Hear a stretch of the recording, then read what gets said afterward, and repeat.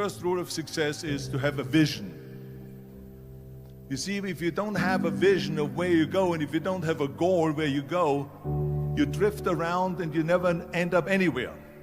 It's like you can have the best ship in the world, you can have the best airplane in the world. If the pilot or the captain doesn't know where to go, it would just drift around. It would not end up anywhere, or most likely in the wrong place.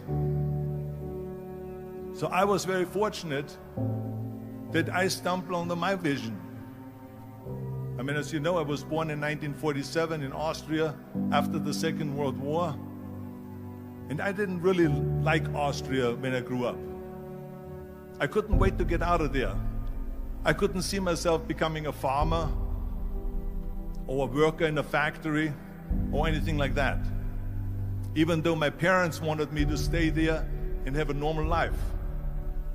My father wanted me to become a police officer like he was. My mother wanted me just to stay there and marry a girl with the name of Heidi, hopefully, and have a bunch of kids and run around like the Van Trapp family in The Sound of Music. But that was their vision, not mine. My vision was totally different. I felt that I was born for something special, for something unique, for something big. You know how great it felt that I knew where I was going? Imagine the majority of people don't know where they're going. It's when you have a goal, when you have a vision, everything becomes easy. Because remember that in America, for instance, when you study, you will see the percentage of people that like their jobs. 74% hate their job in America. Now, there is not much different when you come to Europe. The majority of people don't like what they're doing because they're really not doing it because they didn't have a goal and they followed this goal. They just aimlessly drift around, and then all of a sudden there's a job opening, so they get that job because you have to work. But then when you work, it's a chore. It's work. It's not fun. So if you think about, only a quarter of the people really enjoy what they're doing in life. That is unbelievable if you think about it. So I felt so blessed that I knew what I was doing. It's like a medical student that studies and knows he wants to become a doctor. You know where to go. So I knew where to go. So people always ask me, when they saw me in the gym in the pumping iron days, they say, why is it that you're working out so hard? 5 hours a day, 6 hours a day, and you have always a smile on your face. The others are working out just as hard as you do, and they look sour in the face. Why is that? And I told people all the time, I said, because to me, I'm shooting for a goal. In front of me is the Mr. Universe title. So every rep that I do gets me closer to accomplishing that goal, to make this goal, this vision, turn into reality. Every single set that I do, every repetition, every weight that I lift will get me a step closer to turn this goal into reality. So I couldn't wait to do another 500-pound squat. I couldn't wait to do another 500-pound bench press. I couldn't wait to do another 2,000 reps of sit-ups. I couldn't wait for the next exercise, for the next half hour of posing and all the kind of things that you have to do to be a champion. And with the age of 20, I went to London and I won the Mr. Universe contest as the youngest Mr. Universe ever. And it was because I had a goal. So let me tell you something, visualizing a goal and going after it makes it fun. You got to have a purpose no matter what you do in life. You got to have a purpose. So that's rule number one, have a vision. Rule number two is, don't listen to the naysayers. Don't listen to the naysayers.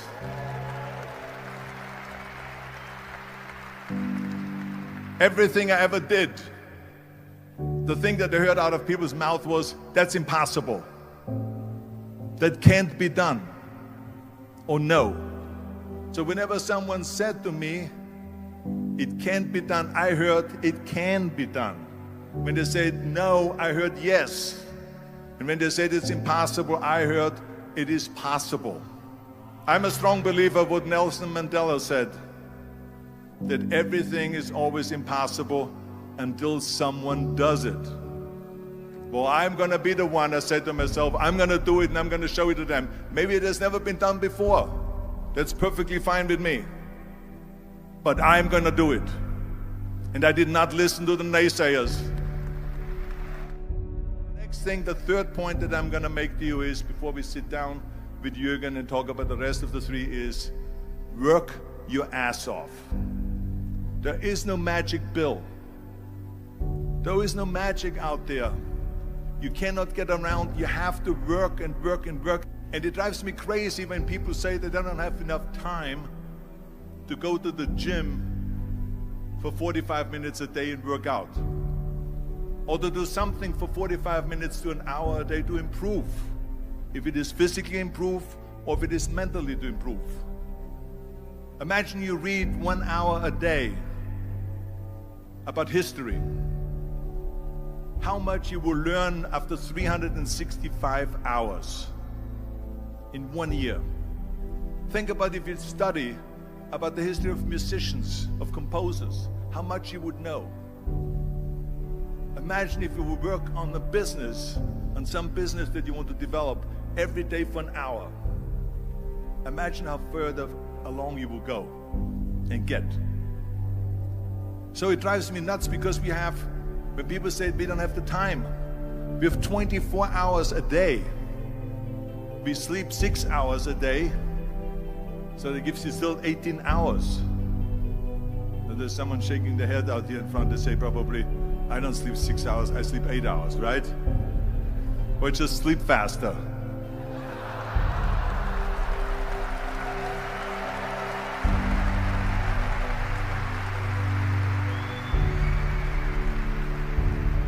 So we have 18 hours a day. The average person works around 8 to 10 hours. So let's assume it's 10 hours, so we have 8 hours left. Then you travel around an hour a day, maybe 2 hours a day. So now you have still 6 hours left. So what do you do with the 6 hours? What do you do with the 6 hours? Then we eat a little bit, then we schmooze a little bit, talk a little bit to people and all that stuff.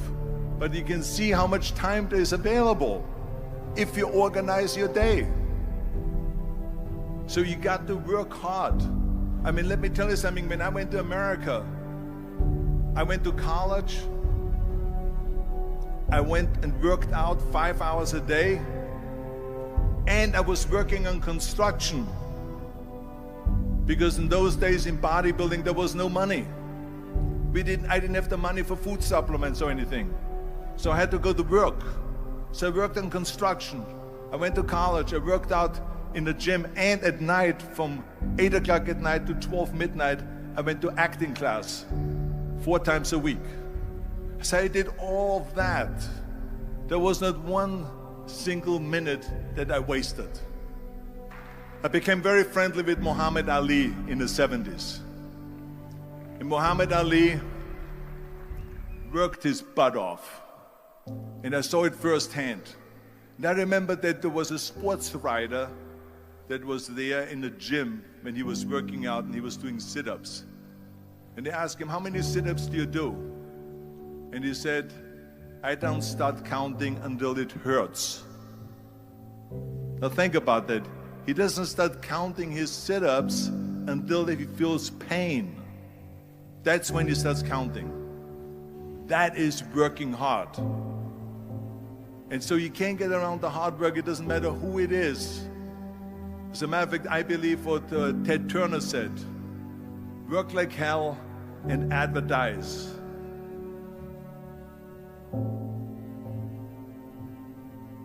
You get it? Work like hell, go to bed, and early to rise, work like hell and advertise. So you work your ass off, and then you let the world know about your work. That's what it is all about. Let people know. If you have a company, if you have a movie, if you do a sports, work your ass off, but then advertise and let everyone know. I hate Plan B. And I tell you why. Because we have so many doubters, as I've said earlier, the no-sayers. We have so many of those people that say no and you can't do it, it's impossible. That is okay because we just turn off, as I said earlier, and we listen and we hear the no being a yes. You can't do it, you can do it, and all of that. So that is possible to do that amongst all the negative people around you. But when you start doubting yourself, that's very dangerous. Because now what you're basically saying is that if my plan doesn't work, I have a fallback plan, I have a plan B. And that means that you start thinking about plan B, and every thought that you put into plan B, you're taking away now that thought and that energy from plan A.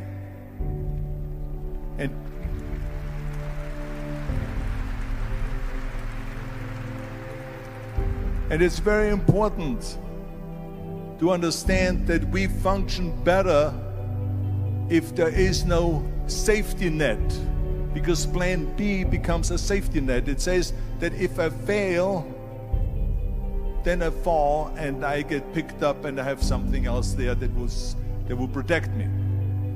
And that's not good, because people perform better when there's no safety net. People perform better in sports and everything else if you don't have a plan B. To me, it is very dangerous to have a plan B, because you're cutting yourself off from the chance of really succeeding. And the reason, one of the main reasons why people want to have a plan B is because they are worried about failing. What is if I fail, then I don't have anything else? Well, let me tell you something, don't be afraid of failing, because there's nothing wrong with failing. You have to fail in order to climb that ladder. There's no one that doesn't fail.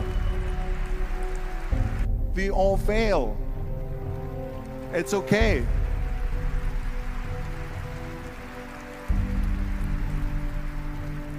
What is not okay is that when you fail, you stay down. Whoever stays down is a loser. And winners will fail and get up, fail and get up, fail and get up. You always get up. That is a winner. That is a winner. Hey, we all lose. We all have losses. This is okay. And this is why I say don't be worried about losing, because when you're afraid of losing, then you get frozen. You get stiff. You're not relaxed. You got to be, in order to perform well in anything, if it's in boxing or if it is on your job or with your thinking, is only happening when you relax. So relax. It's okay to fail. Let's just go all out and give it everything that you got. That's what it is all about. So don't be afraid to fail. This is one of my 6 rules to success.